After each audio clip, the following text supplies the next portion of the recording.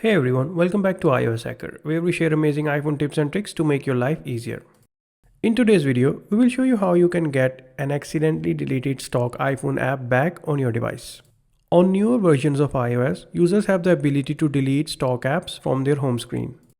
While this is great for those who want to replace stock apps with third-party alternatives, the situation can turn into a nightmare for those who did not mean to delete these apps and want to get them back on their iPhone.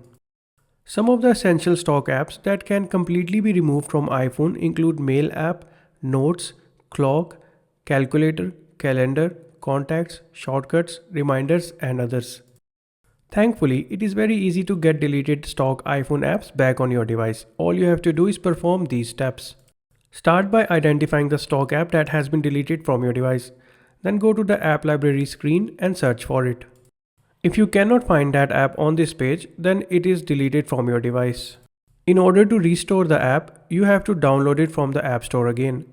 To do this, launch the App Store app and tap on the search button from the bottom bar.